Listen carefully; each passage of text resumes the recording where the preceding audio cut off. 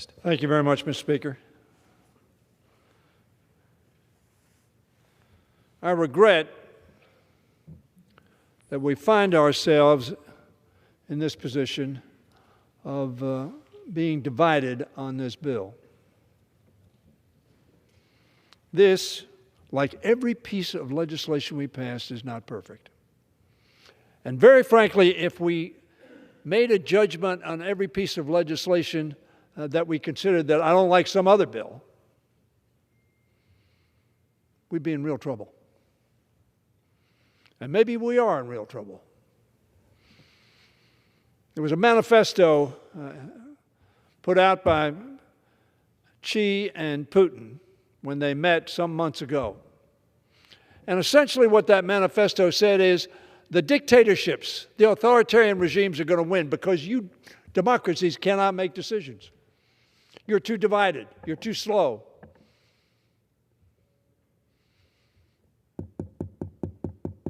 This is what they were thinking about.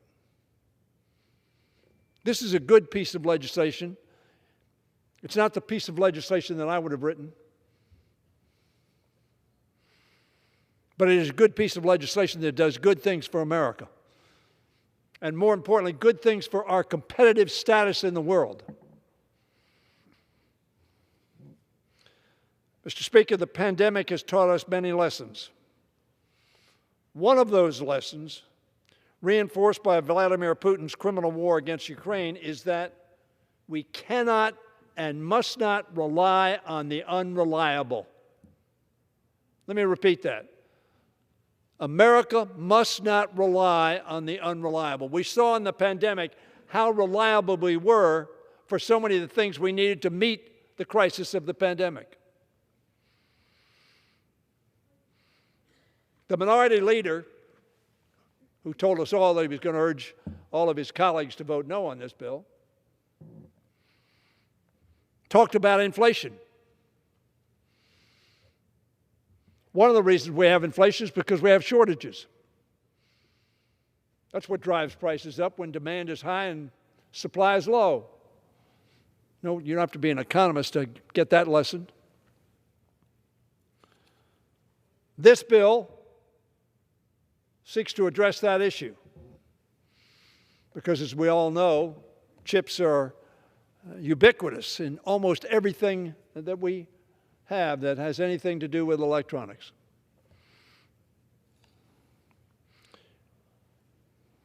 Every day, Americans see examples of why we must take steps to make our supply chains more secure and more unreliable. This deals with that. But yet, my Republican friends urge a no vote. Not because they think this bill is bad, they may, but because they don't like another bill. That's what Xi and Putin are counting on. That's what the autocrats and authoritarians around the world are counting on, that democracies come to a halt. Because as democracies, they debate and they differ, and they can't make decisions. Even when a significant number of the minority party is for this bill. A third of the United States Senate, Republicans, voted for this bill because they thought it was good for competition between us and China, but between us and everybody else. And that's why it's so sad for me to come here seeing this division on a partisan basis because of another bill. And so America, if we don't prevail on this bill, we'll see our competitive edge squandered. Because as the Secretary of Commerce says, there are a lot of other countries going to put money on the table and say, come to me. I'm ready. You build your factory here. You build your chips here. And if America needs chips, if our manufacturers need chips, well, they can come to us.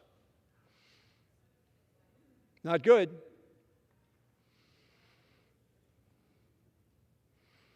Good for Putin. Good for Xi. Not for us.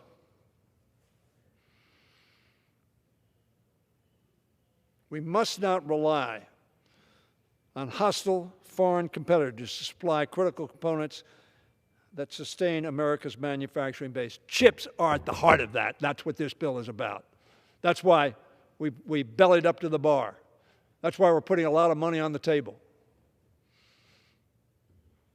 This is not the reconciliation bill. This is about America, not about Republicans or Democrats. This is about America, American workers, American competitiveness, American manufacturers, American technology. Thank the chair for the extraordinary investment she has led in making our research and development compete with China in a way that we will win. And we winning, our workers and our people will win. Microchips. In 2022, microchips are in nearly every product, as I said, from phones to cars to children's toys. At the same time, advanced semiconductors are becoming more and more integral to high-tech advanced manufacturing processes, making them critical to our economy. Yes, we can wait, maybe tomorrow, maybe until January, when the minority party takes over. So they think. Maybe we'll wait till then. Or maybe that won't happen. We'll wait 24 months. And Xi and Putin will be saying, hey, yeah, you go to it. They're lobbying against this bill. They are lobbying, paying to defeat this bill. Do not be their handmaiden. America needs a unified Congress if it's going to compete. Indivisible, one nation. One of the best ways for us to ease inflation and bring costs down for American workers and consumers is to remove these supply pressures by making more of these critical components here in our country instead of relying on importing them from abroad. That's what we heard over and over and over again from the United States Senate. We are making materials here at home, creating jobs, and streamlining our supply chains with this bill. This bipartisan legislation, 17 Republicans, a third of the United States Senate Republicans voted for this bill. This bipartisan legislation, the CHIPS and Science Act, which will always be, for me, a Make It in America Act, represents the most significant investment in easing inflation and promoting American manufacturing and innovation that we've seen in a generation. This is a Make It in America bill. Every time I say that to an audience, no matter how red or conservative or how blue or how liberal, they all shake their head. Yes, we need to make it in America. That's what this bill is about. While it's not as broad as I and others in the House had hoped for, the bill nevertheless achieves so many of our goals. Don't look a gift horse in the mouth and say no. Makes good on promises that our majority made in the American people to govern responsibly and build a post-pandemic economy that works better for more Americans. But this was a bill that was fashioned in a bipartisan way. And nobody said at the time they were fashioned, well, it will be for this bill if we like every one of the bills you're supporting. What a negative way to perceive legislation to approach how you vote. This legislation contains substantial new investment in science, research, and innovation. Again, thank you, Eddie Bernice Johnson, which will help us maintain our competitive edge, commercialize new discoveries, and train our workforce to succeed in the global economy. The investments we are making in this legislation are not only a major victory for American businesses and workers, they achieve a big part of the Make It in America plan, which I've talked about since 2010. That is making supply chains more resilient. When we make microchips and semiconductors in America, more of our workers and entrepreneurs will surely make it in America. Across America, we're now observing Made in America Week. Isn't that ironic? This is Made in America Week. And yet we have a bill on the floor which invests making it in America. And the minority leader said on this floor, he's urging all of my Republican colleagues to vote no. Surely not because they're against making it in America, but because they don't like some other bill. And they're going to stamp their feet and have a tantrum about the other bill. This legislation, however, truly looks forward, ensuring that our workers and businesses will continue having opportunities to make it in America long into the future.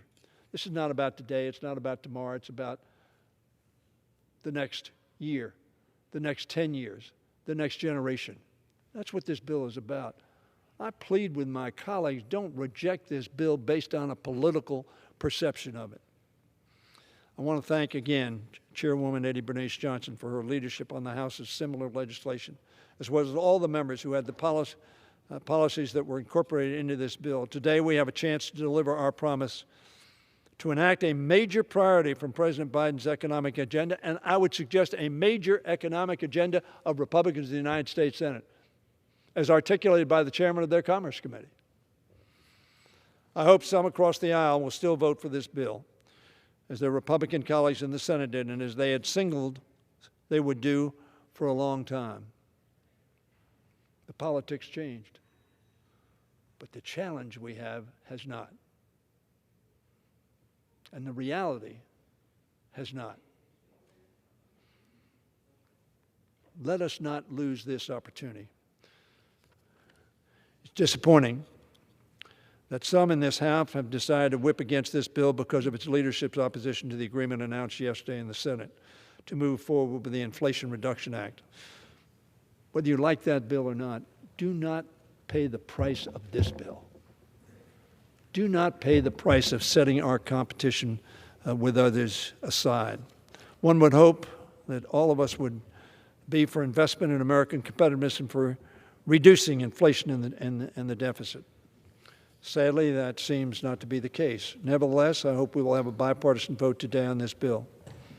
Let's come together to make our supply chain stronger, protect our national security, invest in our innovation-driven economy, and advantage American workers so they can make it in America. My colleagues, we talk about the loyal opposition.